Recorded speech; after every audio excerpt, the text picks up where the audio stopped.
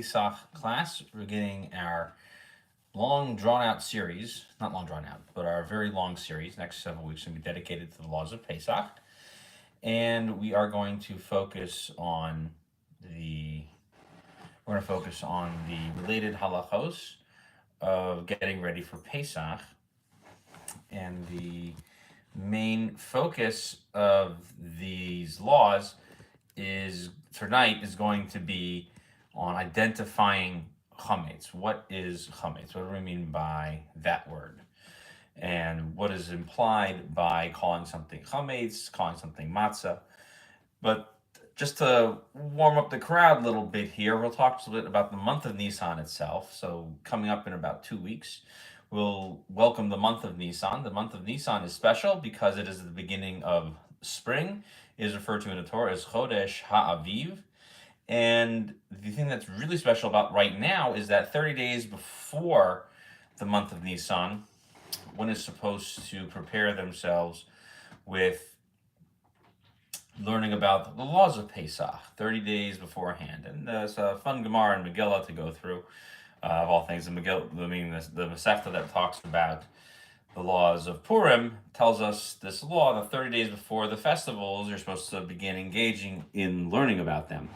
And so that's the main focus of the month. And the Shabbos before Pesach is called Shabbos HaGadol, and that is supposed to be the big speech about the laws of Pesach. But we don't want to wait that long. We want to get people prepared. So other things to prepare for it, including asking questions and learning about the separate halachos, is just to kind of know there's no Tachanun recited for the month of Nisan. It's considered like it's considered a semi-holiday the whole month itself, and because most of the month is going to be involved in preparing for the holiday, getting ready for the holiday itself. And so the main focus is to not be doing that. So we also try to avoid having fast days, with the exception of if a couple's getting married before their wedding, you can have a fast day. That's the general custom. That would be acceptable. And if we went ahead and had a funeral, if we do have a funeral, we're not supposed to have long eulogies for those funerals. And we also don't allow people to have the customary fast for the yard site. Most people don't do that anymore anyway, but you shouldn't fast for the yard site. Therefore, you should certainly learn in order to exempt yourself from the yard site. And one other fine custom is to people who are very poor who can't afford to buy shmura matzah. You give them money for that. You can even take this money from your tithe money, from your maaser kasafim, your money tithe, to give for the use in buying shmura matzah for the seder. But that's, again, just sort of a few interesting things. One other cool thing you do for the month of Nisan is when you find a fruit tree in bloom, you say the bracha of Birchas Ha'ilanos, and the main focus on that is it has to be a fruit tree, and it has to be already blooming. So you also can do it even if you can't eat from it yet, because it's still considered orla, and that's whether you were living in the land of Israel, outside the land of Israel. There's a prohibition of orla on the tree. The fruit is prohibited in the first 3 years. If you know for a fact it's less than 3 years old, and make the blessing on that is found in the Art Scroll Sidur. It's basically the text of it says Shelo chiser ba'olamo klum, that you never forgot anything in your world. Uvaro brios tovos, ilanos tovos. You created many beautiful creations and beautiful trees. Lehanos behem b'nei adam. That people should benefit from all of them. And having said that, those are some of the things that are done those are some of the things, the mitzvos that are done and the blessings that are said because it is now springtime. The main focus of Nissan, however, is basically getting ready to search and procure and hide chametz. So let's talk about what is chametz. So the main thing is that chametz has to be something it's something that is defined by the Torah specifically as is a leavened product from the five grains. So it has to be coming from wheat, barley, rye, oats, and spelt. Some people don't include oats; they include kamet or other type of thing. But the common custom is to include oats as chametz. We should treat it as such. And therefore we should focus on considering those things chametz. Now, what makes something chametz? So it's considered chametz the moment that water comes in contact with one of those species that we just mentioned. So, and as to, doesn't have to even be ground into flour. The moment that water comes into contact, even with the grains, it comes into contact with the grains and it begins to leaven. Leavening takes on different forms. Leavening, when it's a seed, is when it begins to germinate. If you have visited, for example, a whiskey distillery or a Scotch distillery, you will see this process of leavening germination, and that is the point at which they will then begin to roast those kernels. Those are barley kernels generally if we're talking about Scotch. They will roast them to prepare them to be made into the sloth. Turn it into the sloth. They cook it, and I'm forgetting the word, to melt it down and into the material that will eventually be distilled to become Scotch. It'll be aged. It turns into a clear liquid before you put it into the barrel, and so that is also chametz. So if you have your kernels come in contact with water and they begin to sprout, they're not kosher for Pesach. That's what the term shmura means. Shmura means to guard the kernels or the flour from coming in contact with the water. Water and flour that mixes, you wait for the surface of that mixture, the mixture of the flour and water, to have a silvery, shiny surface, and that means that it is trapping the CO2 inside. What the assumption is that the yeast, even though it's not added to it, is going to eventually find its way to begin generating CO2 inside of that mixture.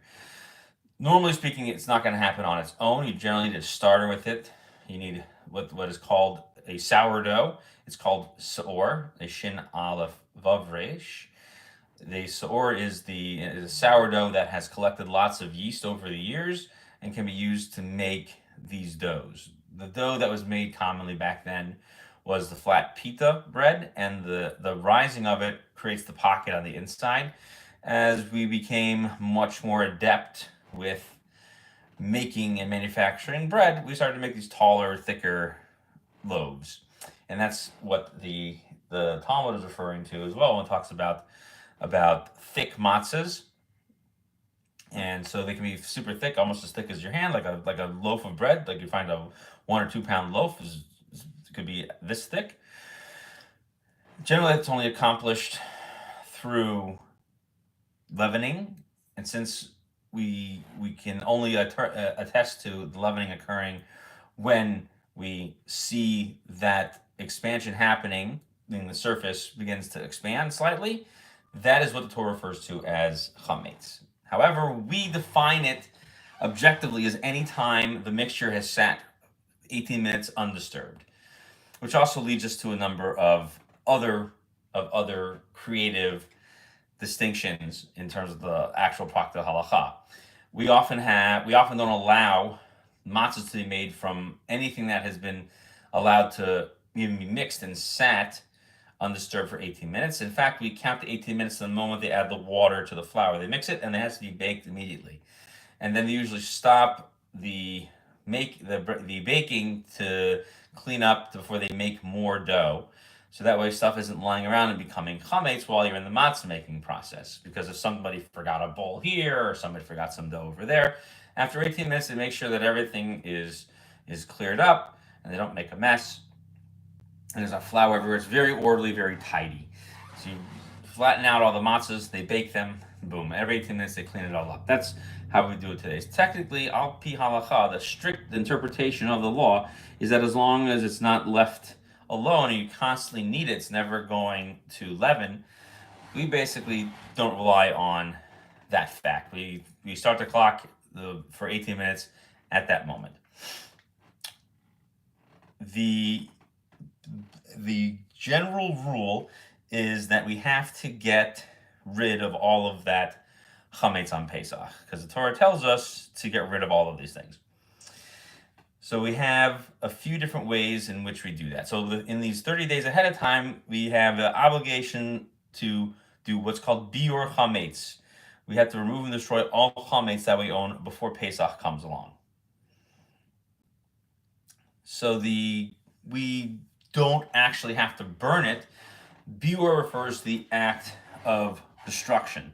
The Torah really requires us to do tashbisu se'or mibatechem, that you must remove the leavened products from your possession and from your home. So this is part of the requirement of the biur. Biur simply means a process of removing something from your domain. It's also used by Shemitah produce. If you have produce that's on the 7th year, the produce doesn't belong to you, it belongs to somebody else. There's a process of getting it out of your house as well. Things are sitting in people's houses for too long. You have to be getting it out of your house at a certain point. So the biur chametz is that same process. You can feed it to the animals, you can give it away. You have to be getting rid of your chametz. But biur does literally mean also to burn the chametz.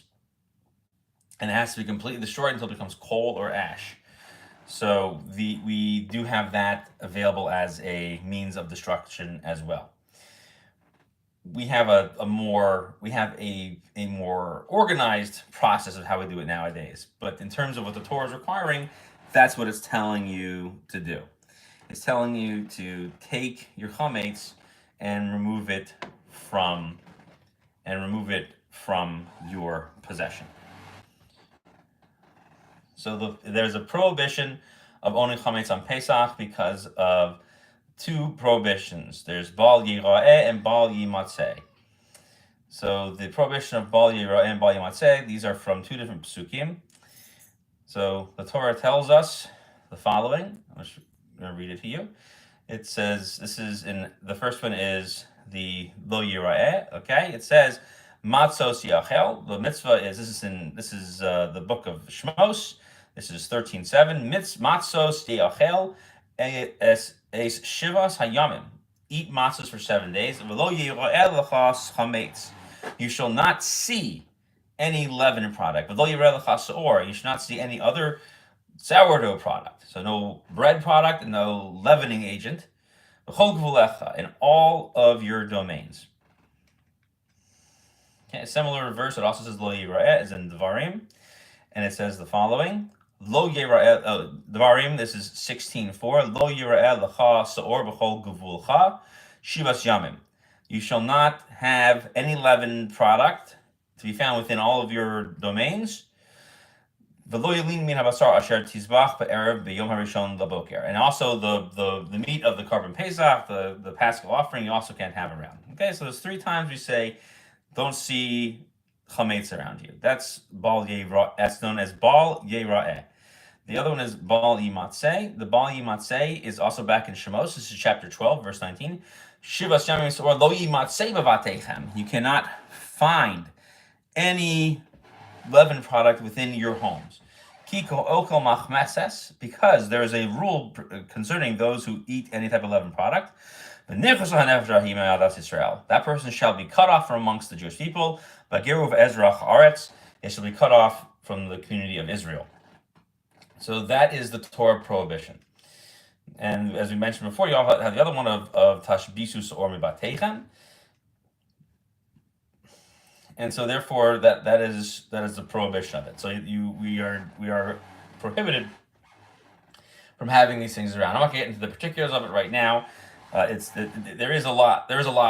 a number of reasons for it, but the idea is that this is why there's a prohibition from owning chametz, not having it in your possession, not seeing yours in your possession. These are all different types of prohibitions that come of it. However, if what the Torah is telling us is that if you have chametz in your possession that doesn't belong to you, it's allowed to be seen, but we don't rabbinically allow you to see it, and it can be in your possession as long as it's not yours. So that's where we come up with the whole idea of Mechiras Chometz. So we have biur chametz, which is getting it out of your house. We have bittul chametz, which we haven't discussed yet. And then we have bittul chametz as part of the biur process, but we're not going to get to that yet. And then finally, there's Mechiras Chometz, the selling of the chametz, so we don't violate Bal Yerai and Bal Yematzeh. The Torah tells us not to have it in our possession, not to be ours. But what we're saying is that the Torah is specifically requiring us to not have ownership over these products. And these are products that have chametz in them of any kind. So we've talked about what these prohibitions are. Let's talk about the products that are actually chametz. Okay, so which foods and these things are going to be chametz? So we mentioned what is chametz. So basically things that are bread, cookies, crackers, anything of any mixture of flour, of any flour of the 5 species. So we have wheat, barley, rye, spelt, and oats. And again, oats, some people have an issue with it. They put cam in there, but either way, any of those grain products, you can't have them around for Pesach. You can't have them be in your possession. We mentioned also that there's a requirement to do biur chametz. You must remove it from your home. And we learned that having it in your possession is all that is a Torah prohibition, even if you're not actually eating it. What else is considered chametz? So anything that has any form of edible chametz in it is going to be a problem. We'll talk about the 3 types of chametz in a second. So you're going to have plain chametz. Now you're going to have something else called ta'aruvos chametz, a mixture containing chametz. What's considered a mixture? Actual chametz means that I am eating something that has been made from flour. It's always going to be a mixture of flour and water. But the majority of it is going to be flour, whereby if I were to eat this product, even when it's mixed with water and other things, I will be able to consume a kazayas, an olive's worth of the leavened product within what's known as a kadei achilas pras. I could eat this floured leavened product, this leavened flour product, I should more properly say, within the amount of time it takes to eat a pras, which is a piece of bread, which is about 5 to 9 minutes. If you could accomplish that, you are eating full chametz. We call it chametz gamar. The next category is ta'aruvos chametz. It has a kazayas of chametz in it, and you will be able to eat a kazayas of chametz, but not in that time period of kadei achilas pras. You won't be able to eat it in a short time period. Why? Because it's mixed with other things. So, for example, it's mixed in a dip. It's like a Twizzler. It's not really the main thing. It's in there to hold it together, but when you start eating it, if you were to add it all up, the volume of it, you'd find that you're not going to get that kazayas of the chametz within that allotted time period. So the kazayas, again, the olive size, about 1 fluid ounce, you're just not going to be able to consume enough in the admixture. So we still don't allow you to have it because it contains that much chametz. The Torah still requires you to get rid of it out of your home. It's just not on the level of prohibition. You won't violate an absolute Torah prohibition. We couldn't make you liable for it. However, because it does have the requisite amount in it, it's still liable to Bal Yira and Bal Yematzeh, where you're required by the Torah to remove it from your house. That's the biur chametz. So other things that are going to have a problem in it with chametz mixed in, things like medications, other toiletries, and so on. So if you have something that has chametz in the mixture, we then have to look at other rules of mixtures to see if they're required to be disposed of. The difference is going to be things like medications. Medications are not considered a food item, even if there's chametz mixed in, because they have no benefit to you. Products that have zero taste and benefit to you as a food are not considered prohibited if the product is basically considered like dust or ash, having zero flavor and adds nothing flavor-wise to your enjoyment of food. It's only there to deliver the medication to you in a solid form. So those type of medications are permissible to have around on Pesach, even to take them, and that's whether they are tablets or liquid form. Especially if they're bitter, it's even better. But if they're just tasteless, that counts as bitter. So if you're not sure, always check, because certain things are suspended in glycerin. That's what I'm looking for. And glycerin it tends to be sweet, but glycerin's origins are either synthetic or petroleum. It sometimes can come from fat, and so if it's one of the prohibited origins for glycerin, you'd have a problem. We want to look into that. That's not a Pesach problem for chametz. That's a not kosher all year long problem. So therefore, you should try to avoid things with any flavoring in it. Alcohol is also a problem. I mentioned that going ahead and causing the kernels to germinate is a leavening process, and therefore Scotch would be considered chametz. Many people don't consider it chametz gamor. Some people say it's chametz. It's chametz haruvos. It's haruvos with a mixture. You don't actually get the full effect because most of it's water, and you don't get the full amount in there. It goes back and forth. It's questionable. Sometimes also like things like bourbon. Bourbon is not really chametz because over 50% of it has to be from corn grains. So if it's not, it can't qualify as bourbon. So there's a whole. These are all theoretical discussions, but just know about them. You should still consider them chametz, especially Scotch, which definitely come from barley malt. You should treat them as chametz, whichever category they're in, and remove them. But things that have ethyl or denatured alcohol in them generally come from wheat and are also going to be a problem as well. Isopropyl alcohol is not a problem. So ethyl alcohol and denatured alcohol should be considered chametz and put away. However, if they're mixed into things like creams and ointments, again, you're not going to have necessarily the kazayas b'kadei achilas pras.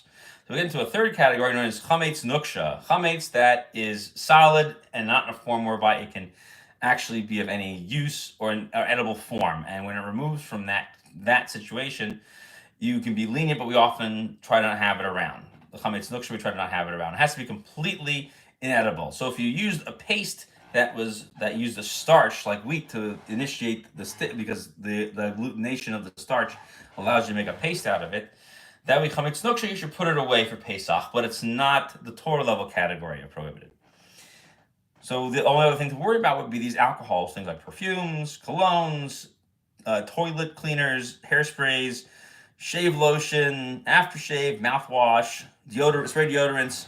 If you should look at them to see if they have any of those alcohols, then they should be preferably put away.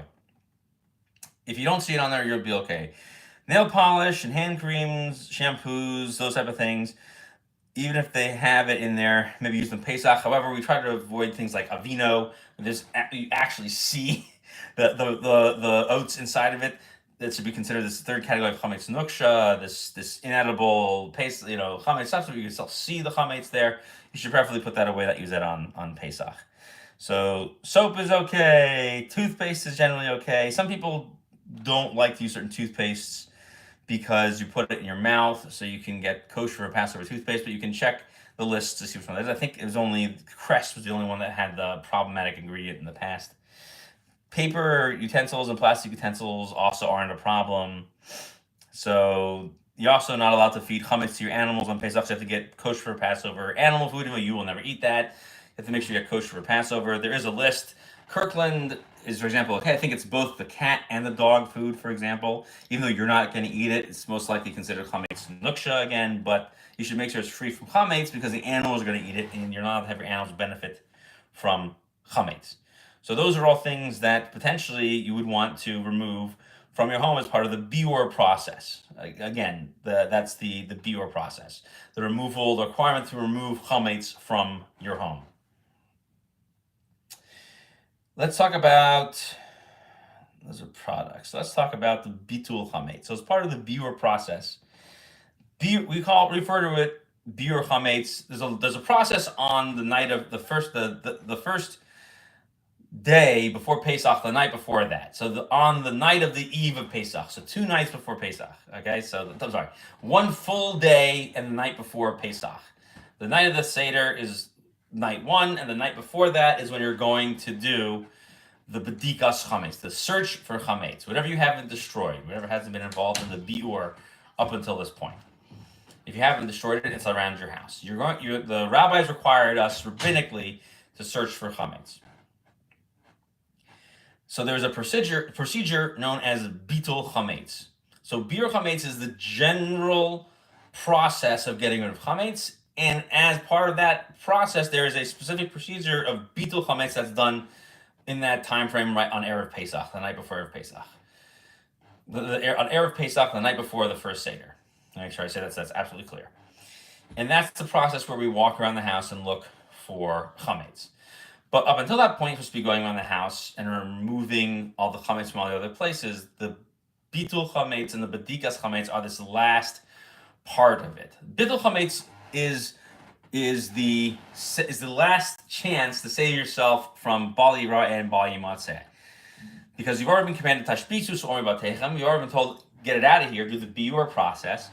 Now you've been doing that, and so now to make sure that you're really heartfelt trying to get rid of your chametz, you're going to do a bedikas chametz, a search for chametz, to make sure that there's no chametz left in your house. So you've looked through your medicines, you've looked through all of your soaps and your hairsprays and all those other things to make sure you don't have any of the offending chametz materials in those products. And now you're going to get ready to make sure that your biur process has been effective. You're going to search the house for it. Now, the custom is to not go unrewarded. So the custom is to take 10 pieces and hide them around the house, collect them with a feather, and put them into a bag to then burn the next morning. This is also tied to the idea that you're going to have to stop eating chametz before the end of the 6th hour, and we do the biur chametz and the bitul before the 5th hour, so that way we don't abut the Torah prohibition in the 6th hour of having the chametz in our possession.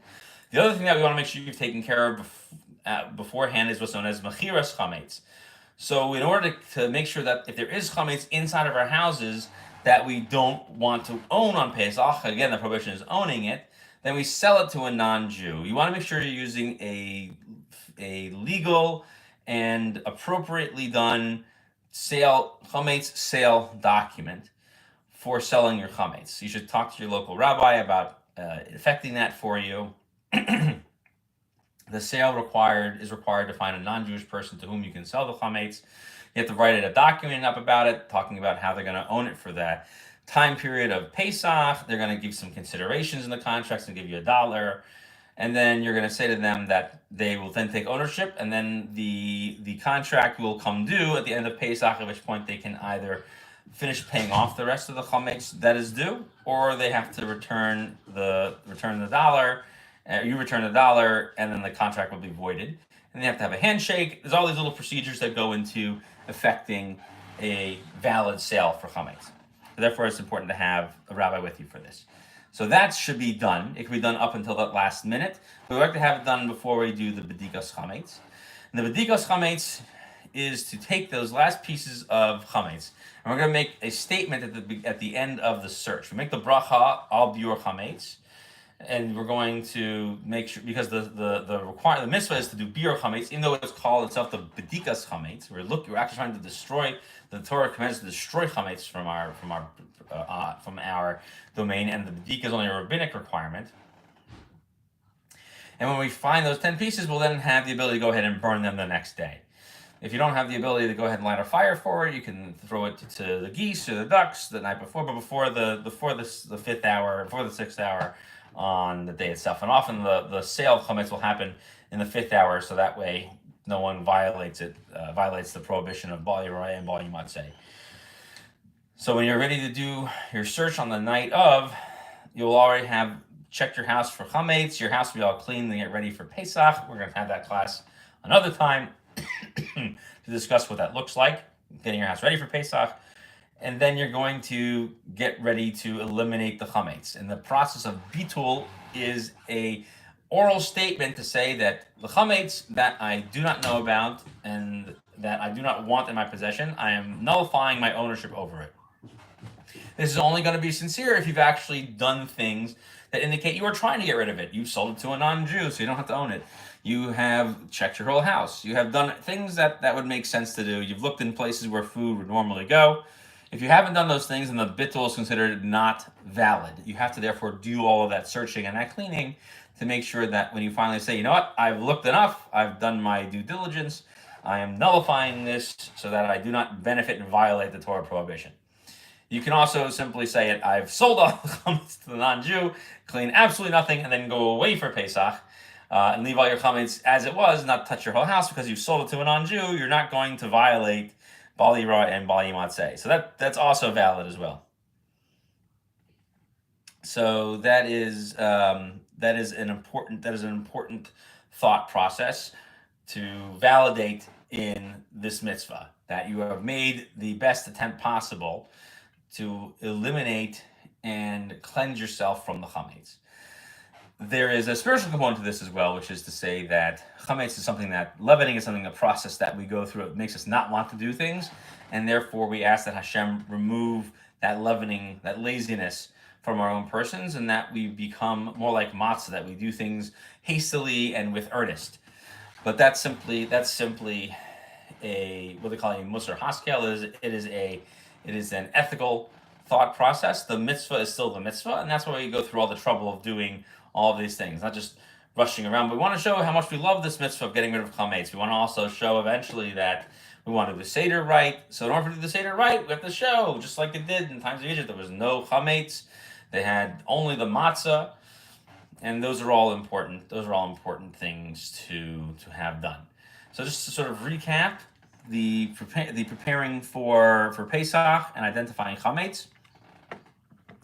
So we get ready for Pesach by helping the people who are less fortunate in acquiring shmura matzah. Shmura matzah is the matzah guarded from getting wet. We want to prevent stuff from getting wet because that's what makes it into real chametz. Chametz is of the 5 species of grain, from wheat, barley, rye, oats, and spelt. And if water comes in contact with it, whether it's in a seed form or it is in a flower form, if it begins to sprout or begins to change color and get a little silvery across the top of it, it's considered to have leavened, and it's prohibited on Pesach. However, we simply assume that anytime it's mixed and come in contact with water, it can become leavened. So therefore, it's not considered prepared or guarded for Pesach unless it's kept completely dry, and then a proper matzah procedure is enacted, whereby the moment the water touches it, within 18 minutes, we want it baked. We want it roll it and pat it and roll those little holes through it to bake it in the oven within that time frame to make sure there is zero concern for chametz. The other way we're going to ascertain the zero concern for chametz is we're going to make sure that we get rid of it out of our homes and look for it in all of our products. So we're not only going to limit it to food products, things that are mixed with water, like cakes, cookies, breads, anything that can be done with that, granola. We're also going to take a look at all of the products that we have in our house that could have alcohol in them that comes from wheat, or things that have actual wheat or rye or barley in them, or anything like that. So including scotches and bourbons and all of those drinks, they should all be either disposed of before Pesach or sold in the Mechira. Any products that have ethyl or denatured alcohol in them because they are a wheat product. There is actually one. I think there was one vinegar that had denatured alcohol mixed into it. And so, I'm sorry. There's some vinegars that were made from. There's some vinegars that were made from wheat. Almost all vinegars are now made from corn, but there used to be some that were made from wheat. They didn't have denatured alcohol in them. But some vinegars, there's a problem for that. But there's certain brands that you can't use it on Pesach, but you could clean with it for Pesach. I want to say there was an OU product like that. I think it was Heinz. You can't use it because it's corn based, but they said there's zero chametz in it. So that's just an example of kitnios, which we'll talk about in the third shiur when we get to it, about having foods on Pesach. Because next week we'll talk about koshering for Pesach, which deserves its own special class. I'm getting ready for that. But once we learn that we can't have chametz, we can't see it in our house, we can't have it around, and we can't find it. You can give it a like. You can give it a like. Thank you for the comment about give it a thumbs up. But give it a like on the YouTube page when it goes up there. It needs time to process. It goes through the YouTube washing machine first. So in order to do all of that process, we check the whole house to make sure the products don't have it. Anything that would have it, we put it away, and we do the Mechiras Chometz. We said the Mechiras Chometz is a special procedure. We have a document. You give a couple dollars, do a handshake to the non-Jew to make it a legal sale, and it's a sale that only lasts for the length of the holiday. And we want to make sure that the chametz is done with and nullified before we get to the 6th hour on Erev Pesach, on the day before Pesach. So we stop eating it in the 4th. We make sure it's done with it by the 5th.